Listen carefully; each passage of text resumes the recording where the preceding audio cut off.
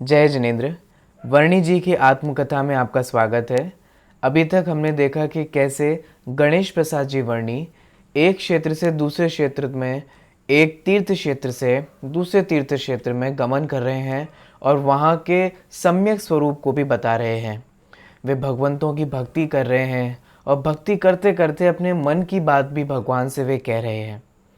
मन की बात कहते कहते उन्होंने एक बार भगवान से कहा कि हे भगवान, मैं कब जिन शासन के निर्मल वस्तु स्वरूप को समझ पाऊंगा। इसी प्रकरण के अंतर्गत उन्होंने भक्ति के स्वरूप को भी समझाया।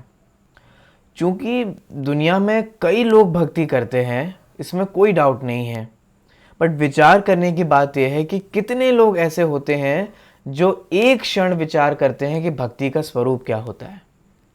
सोचिए, धर्म ही एक ऐसा विषय वस्तु हमने बना ली है जहां हम बस पट्टी बांध करके ब्लाइंडली फॉलो करते चले जाते हैं। ऐसा क्यों? ऐसा क्यों होता है कि हम धर्म की कोई भी क्रिया करते हुए एक बार प्रश्न चिन्ह खड़ा नहीं करते? हमारे मन में ये क्यों प्रश्न नहीं उठता कि वो क्रिया क्यों की जाती है, उसके पीछे का उद्देश्य क्या है, वो उचित है कि अनुचित है? ऐसा क्यों होता है? हम क्यों विचार नहीं करते? अभी तक भक्ति के हम तो यही समझते हैं कि भगवान से बस मांगते रहो, मांगते रहो, मांगते रहो। माने भगवान भगवान है और हम भिखारी हैं। भक्त का सम्यक स्वरूप हमने यहाँ पिछले वाले भाग में देखा था। उनके जीवन के संघर्षों को भी हमने पिछले कई भागों में देखा है। भक्ति किसे कहते हैं, भगवान कैसे होते हैं, जरा एक क्षण हम विचार तो करें। जहाँ एक तरफ वीतरागी भगवान होते हैं, वे उपेक्षक होते हैं, वहीं दूसरी ओर उनका भक्त भी निकांक्षित होता है, उसे भोगों की रंच मात्र भी कामना नहीं होती। वो भला भगवान से क्यों मांगे और भला भगवान भी क्यों दें? लेकिन फिर भी भक्त जब भगवान की भक्ति करता है तब सहज ही उसे पुण्य का बंध होता है। जैसे कि व्यक्ति छायादार वृक्ष के नीचे बैठे तो उसे वृक्ष से छाया मांगनी नहीं पड़ती, उसे सहज में ही छाया प्राप्त हो जाती है। ऐसी भक्त को भी भगवान से मांगने की आवश्यकता नहीं पड़ती। पुण्योदय से सहज ही मनोवांछित फल प्राप्त हो जाता है। इसीलिए मांगने की कोई आवश्यकता नहीं है, भिखारी बनने की कोई ज़रूरत नहीं है। ये सारा विषय हम पिछले भागों में समझ चुके हैं। आज हम उस भागों से आगे की यात्रा को बढ़ते हैं और समझते हैं नए नए स्वरूप को और उनकी जीवन यात्रा को। चलिए शुरू करते हैं। अगली हेडिंग है रामटेक। श्री कुंडलपुर से यात्रा करने के पश्चात श्री रामटेक के वास्ते प्रयाण किया। प्रयाण किया का मतलब होता है कि उसकी ओर निकले, प्रस्थान किया। हिंडोरिया आया। यहाँ तालाब पर प्राचीन काल का एक जिनबिंब है। यहाँ पर कोई जैनी नहीं है। यहाँ से चलकर दमोह आया। यहाँ पर 200 घर जैनियों के बड़े बड़े धनाढ्य हैं। मंदिरों की रचना अति सुदृढ़ और सुंदर है। मूर्ति समुदाय पुष्कल है। पुष्कल का मतलब होता है प्रचुर मात्रा में, काफ़ी, बहुत होना, ऐसा। अनेक मंदिर हैं। मेरा किसी से परिचय ना था और ना करने का प्रयास ही किया, क्योंकि ये भीरू स्वभाव के थे, पहले भी बताया था। क्योंकि जैन धर्म का कुछ विशेष ज्ञान ना था और ना त्यागी ही था जो किसी से कुछ कहता।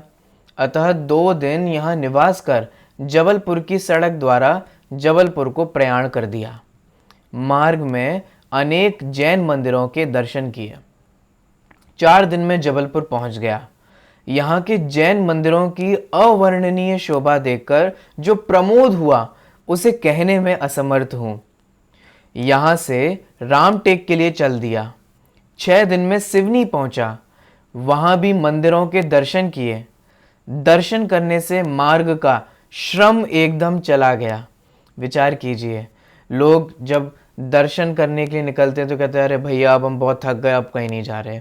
और यहाँ वर्णी जी कह रहे हैं कि उनके जो पूरा श्रम था, थकान थी, वो सारी दर्शन करके निकल गई।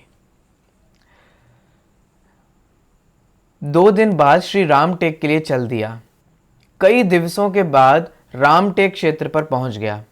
यहाँ के मंदिरों की शोभा अवर्णनीय है।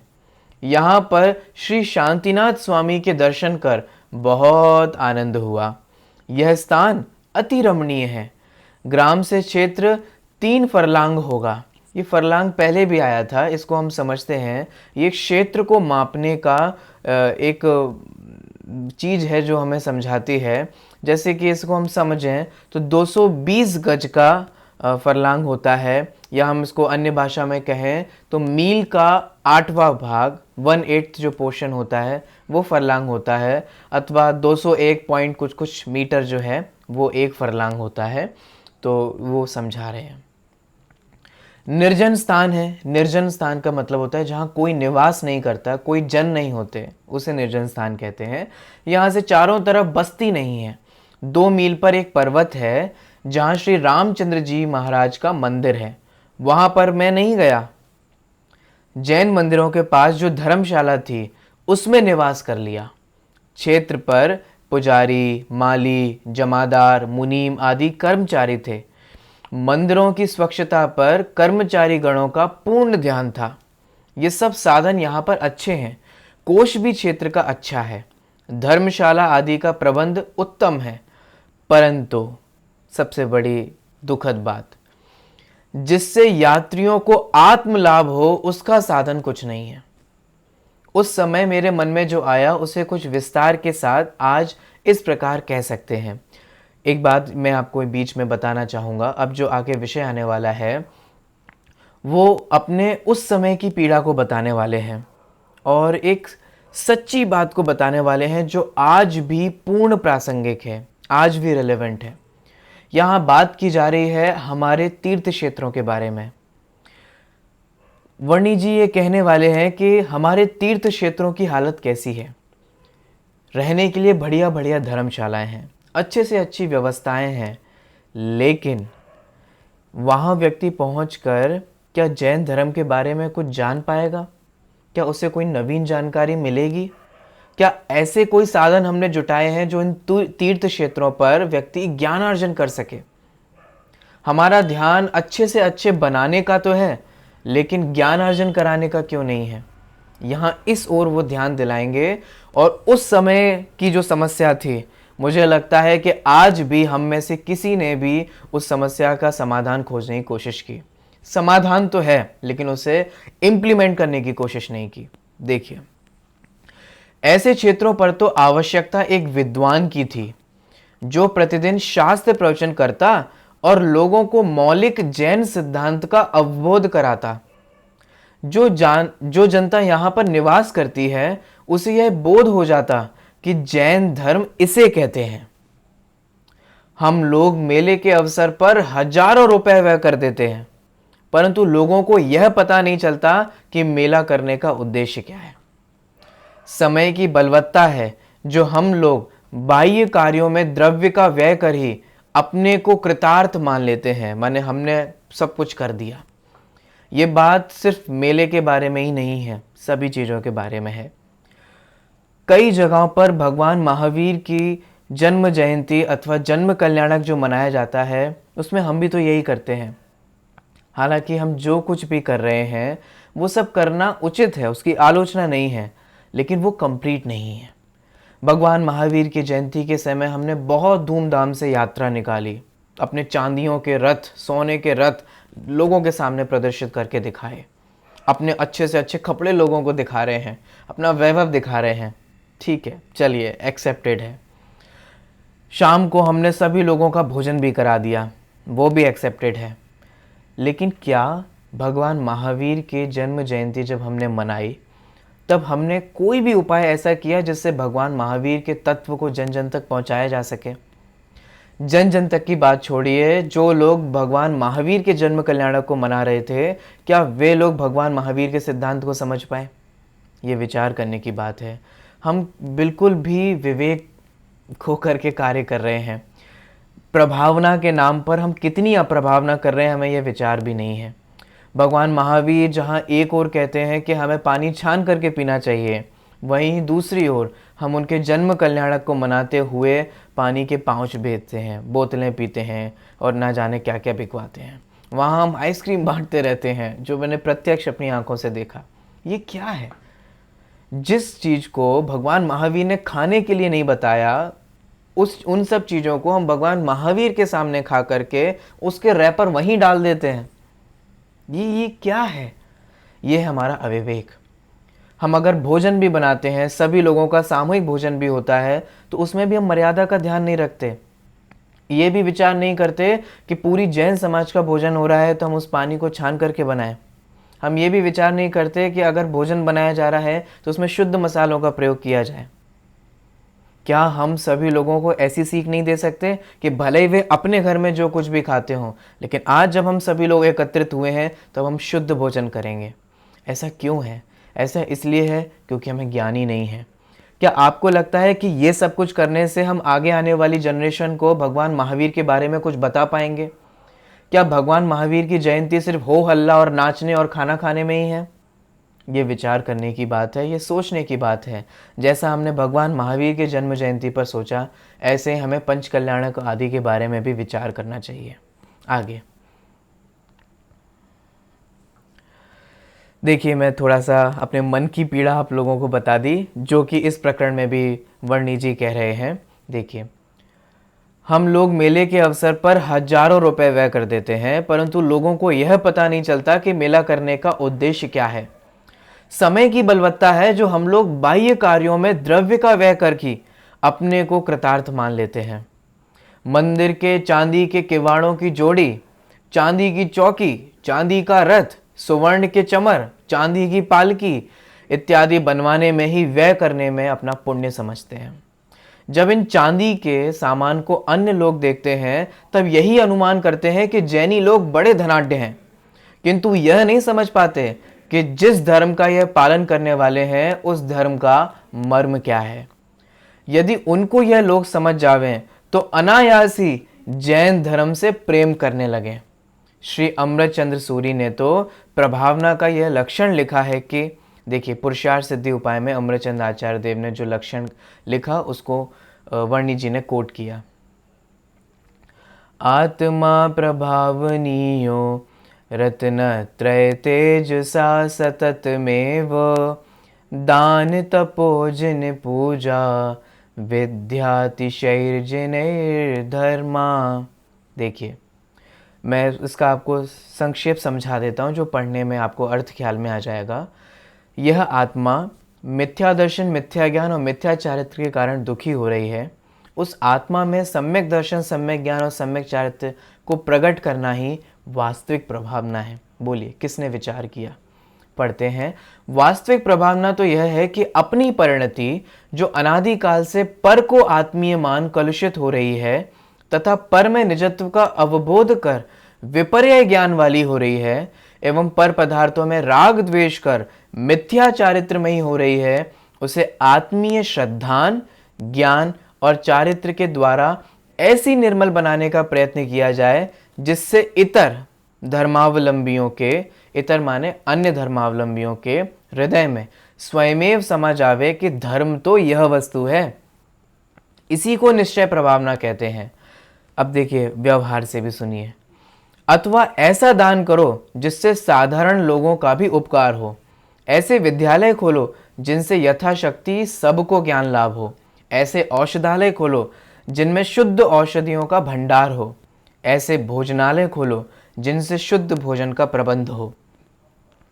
अनाथों को भोजन दो।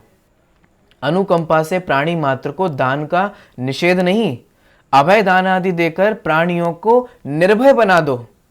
ऐसा तप करो जिसे देखकर कट्टर से कट्टर विरोधी की भी तप में श्रद्धा हो जावे। श्री जिनेन्द्र देव की ऐसे ठाट बाट से पूजा करो जो नास्तिकों के चित्त में भी आस्तिक के भावों का संचार करे। मानो कोई नास्तिक भी देखे तो आपकी भक्ति को देख करके उसको आश्चर्य हो जाए, उसको भी भक्ति करने का भाव। इसका नाम व्यवहार में प्रभावना है। श्री समंत भद्र स्वामी ने भी कहा है कि देखिए, रत्नकंठ श्रावकाचार्य के छंद को कोट किया। अज्ञान तिमिर व्याप्ति मपाकृत्य यथा यथम जिन शासन माहात्म्य प्रकाश स्यात् प्रभावना। अनुष्टुप छंद रत्नकंठ श्रावकाचार्य का प्रभावना के संदर्भ में है। अज्ञान रूपी अंधकार की व्याप्ति से जगत आच्छन्न है, माने व्याप्त है। उसे यथाशक्ति दूर कर, एक पॉइंट ध्यान दीजिए, यथाशक्ति दूर कर जिन शासन के माहात्म्य का प्रकाश करना, इसी का नाम सच्ची प्रभावना है। मैं एक बात जरूर कहना चाहूँगा यहाँ पर, प्रभावना सिर्फ विद्वान नहीं करते, त्यागी तपस्वी नहीं करते, प्रभावना हर कोई कर सकता है। जी हाँ, आप भी कर सकते हैं। हम भी अपने स्तर पर जिन धर्म की प्रभावना कर सकते हैं, और इसे ही यथाशक्ति शब्द द्वारा कहा गया है। इसमें बहुत भाव भरा है। अगर मैं इसका अकेले का भाव खोलूं तो 1 घंटा मुझे इसका भाव समझाने में लग जाएगा कि हर व्यक्ति अपने अपने स्तर से कैसे प्रभावना कर सकता है। ठीक है, भले ही मैं आपसे सिंपल सी बात कह रहा हूँ, हम शास्त्र नहीं लिख सकते तो जो लिख रहा हो हम उसकी मदद कर सकते हैं। जिसने लिखा है उसकी बात को हम जन जन तक पहुँचा सकते हैं। अगर हम नहीं समझा सकते तो जो समझा रहा है उसकी बात को पहुँचाया जा सकता है। प्रभावना के कई स्तर होते हैं। जब हम एक ट्रेन में ट्रैवल कर रहे होते हैं और सामने अन्य धर्मावलंबी होते हैं और हम वहाँ पर रात्रि भोजन नहीं करते हैं, आलू आदि का सेवन नहीं करते, जमीकंद को नहीं खाते, प्याज आदि का सेवन नहीं करते, तो सामने वाला हमसे प्रश्न पूछता है कि क्या आप जैन हैं? इसका मतलब वहाँ पर हमने पुनः उस जैनत्व की छाप छोड़ी। जब हम अपना छन्ना निकाल करके पानी पीते हैं और अपने पानी को फिल्टर करके ही पीते हैं, तब हम वहाँ पर अपने स्तर पर प्रभावना करते हैं।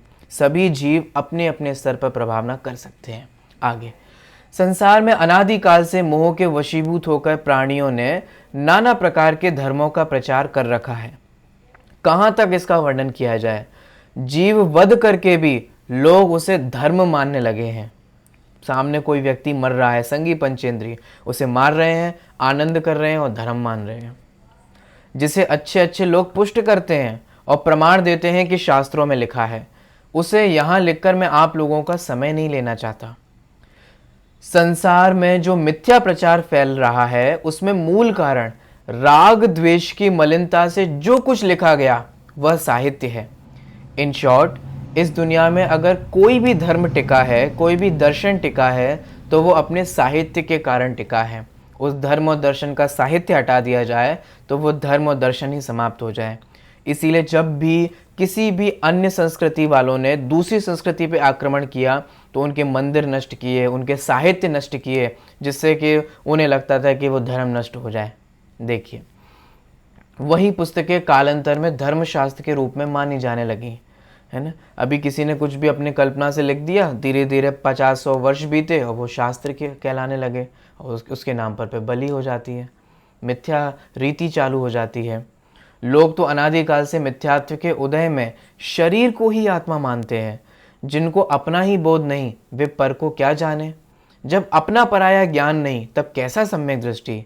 यह श्री समय सार में लिखा है, परमाणु मित्ययम पिहु रागादीणम दुविज्जदे जस णविसो जान दियप्पा णयम दुसवागम धरोवी। जो सर्वागम को जानने वाला है, रागादिकों का अंश मात्र भी यदि उसके विद्यमान है, अंश मात्र भी राग विद्यमान है, तो वह आत्मा को नहीं जानता।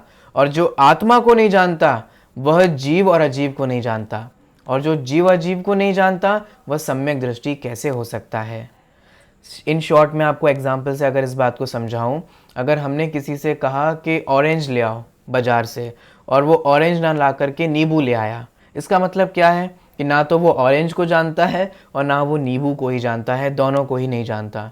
ऐसे ही जो रागादिक का कर्ता मानता है और रागादिक का भोक्ता है और अंश मात्र भी रागादिक है, वो जीव को नहीं जानता, और जो जीव को नहीं जानता वो अजीव को भी नहीं जानता। बहुत भाव है इन छोटी छोटी गाथाओं में। कहने का तात्पर्य है कि यह आगम अभ्यास ही जीवादिकों के जानने में मुख्य कारण है, और आगमाभास का अभ्यास ही जीवादिकों को अन्यथा जानने में कारण है। आगमाभास माने जो आगम नहीं है लेकिन आगम जैसा आभास हो। जिनको आत्म कल्याण की लालसा है वे आप्त कथित आगम का अभ्यास करें। विशेष कहाँ तक लिखें, क्षेत्रों पर ज्ञान के साधन कुछ नहीं, केवल रुपए इकट्ठे करने के साधन हैं। कल्पना करो, यह धन यदि एकत्रित होता रहे और व्यय ना हो तो अंत में नहीं के तुल्य हुआ। अस्तु, इस कथा से क्या लाभ। यहाँ 4 दिन रहा, और आज भी अगर आप देखेंगे तो इन क्षेत्रों पर दान के ही साधन बढ़ रहे हैं, ज्ञान के साधन नहीं बढ़ रहे हैं। दान कैसे ज़्यादा से ज़्यादा लिया जाए, कैसे कैसे नए नए उपाय किए जाएं, बस वही हो रहा है। ज्ञान के साधन नहीं बढ़ रहे हैं, ये एक दुर्भाग्य है। आगे देखिए, अगली हेडिंग है मुक्तागिरी। 4 दिन बाद यहाँ से चल दिया। बीच में कामठी के जैन मंदिरों के दर्शन करता हुआ नागपुर पहुंचा। यहाँ पर अनेक जैन मंदिर हैं, उनमें कितने ही बुंदेलखंड से आए हुए परिवारों के हैं। ये सर्व तेरापंथी आमनाय वाले हैं। मंदिरों के पास एक धर्मशाला है। अनेक जिनालय दक्षिण वालों के भी हैं, जो कि 20 पंथी आमनाय के हैं। यहाँ पर राम भाऊ पांडे एक योग्य पुरुष थे। आप 20 पंथी आमनाय के भट्टारक के चेले थे, परंतु आपका प्रेम तत्व चर्चा से था। अतः चाहे 13 पंथी आमनाय का विद्वान हो, चाहे 20 पंथी आमनाय का, समान भाव से आप उन विद्वानों का आदर करते थे। और ये उचित भी है। भले ही चाहे कितना भी अन्य बात को मानने वाला हो, हमारी मान्यता से मैच नहीं करता हो, लेकिन कम से कम हमें इतना स्वस्थ होना चाहिए मेंटली कि हम उस सामने वाले व्यक्ति से एक तात्विक चर्चा कर सकें, एक स्वस्थ चर्चा कर सकें। इतना तो हमारे को विवेक होना ही चाहिए, ख्याल में रहना ही चाहिए। ठीक है, ऐसा भी नहीं होना चाहिए कि हम नहीं बात करेंगे, हम ऐसा ऐसा रखना अच्छी बात नहीं। देखिए आगे, यहाँ 2 या 3 दिन रहकर मैंने अमरावती को प्रस्थान कर दिया। बीच में वर्धा मिला। यहाँ भी जिन मंदिरों का समुदाय है उनके दर्शन किए। कई दिवसों के बाद अमरावती पहुंचा। यहाँ पर भी बुंदेलखंड से आए हुए परिवारों के अनेक घर हैं, जो कि 13 पंथ आमनाय के मानने वाले हैं। बुंदेलखंड मध्य प्रदेश और उत्तर प्रदेश के बीच का एक भाग है, जिसे बुंदेलखंड कहा जाता है, और ये एक क्षेत्र विशेष है। यहाँ बुंदेलखंडी भाषा भी बोली जाती है और यहाँ अलग कल्चर भी है। मंदिरों के पास एक जैन धर्मशाला है। यहाँ पर श्री सिंगई पन्नालाल जी रहते थे। उनके यहाँ नियम था कि जो यात्रीगण बाहर से आते थे उन सबको भोजन कराए बिना नहीं जाने देते थे। यहाँ पर उनके मामा नंदलाल जी थे, जो बहुत ही निपुण थे। वे मकान, ग्राम आदि की दलाली करते थे। अत्यंत उदार थे। हजारों रुपए मासिक अर्जन करते थे। अर्जन माने कमाते थे। कृपणता का तो उनके पास अंश ही नहीं था। कृपणता अर्थात कंजूसी। अस्तु, यहाँ से श्री सिद्ध क्षेत्र मुक्तागिरी के लिए उत्साहपूर्वक चल पड़ा। बीच में एलचपुर मिला। यहाँ जिन मंदिरों के दर्शन कर दूसरे दिन मुक्तागिरी पहुंच गया। क्षेत्र की शोभा अवर्णनीय है। सर्वथा वनों से वेष्टित पर्वत, पर्वत के ऊपर जिनालय हैं। नीचे भी कई मंदिर और धर्मशालाएं हैं। तपोभूमि है, परंतु अब तो ना वहाँ कोई त्यागी है और ना साधु। जो अन्य क्षेत्रों की व्यवस्था है वही व्यवस्था यहाँ की है। माने कि धन के साधन है, दान के साधन है, लेकिन ज्ञान के साधन नहीं है। सा आनंद वंदना की। इस प्रकार से यहाँ पर ये जो चैप्टर है वह भी समाप्त हो गया। और इस पूरे प्रकरण में उन्होंने अपना यात्रा वृत्तांत भी बताया और प्रकरणवश प्रभावना का क्या स्वरूप होता है वह भी समझाया। और यह भी बताया कि आजकल हमारा ध्यान किस ओर है, इसकी ओर हमें विचार करना चाहिए, सोचना चाहिए, क्योंकि हम संगी पंचेंद्री हैं और हम ये सब विचार कर सकते हैं। हमें कहाँ व्यय करना चाहिए, कहाँ व्यय नहीं करना चाहिए, किन क्षेत्रों में जो हम ध्यान नहीं दे रहे हैं वहाँ ध्यान देना चाहिए। सिंपल सी बात है कि अगर हम जिन शासन को आगे तक पहुँचाना चाहते हैं तो वो ज्ञान अर्जन के माध्यम से ही संभव होगा। जिन शासन के रहस्य को जन जन तक पहुंचाकर ही जिन शासन की वास्तविक प्रभावना है, अपनी प्रभावना भी इसी में होती है और जिन शासन की प्रभावना भी इसी में होती है। अपनी प्रभावना करके अर्थात अपने में सम्यक दर्शन ज्ञान चारित्र प्रकट करके वास्तविक प्रभावना होती है और लौकिक में ये सारे साधन जुटा करके और अपने अपनी यथाशक्ति भूमिका अनुसार कार्य करके लौकिक प्रभावना होती है। इस प्रकार हमारे जीवन में ये दोनों ही प्रकार की प्रभावनाएं प्रकट हों और हम ज्ञान अर्जन में अधिक से अधिक समय लगावें। मैं वर्णी जी की भाषा में कहूँ तो हमें ज्ञान अर्जन का व्यसन हो, बस यही भावना भाता हूँ। अभी मैं आपके लिए विदा लेता हूँ। मिलते हैं अगले भाग में एक नए विषय के साथ और आगे बहुत अच्छा विषय आने वाला है। अगर आपको लगता है ना कि आपका जीवन कष्टमय है, तो अब आप आगे देखेंगे कि कष्टमय जीवन किसे कहते हैं, ठीक है, जिसकी चर्चा हम आगे आने वाले भाग में करेंगे। अभी मैं आपसे विदा लेता हूँ। आपको मेरा सादर जय जिनेंद्र।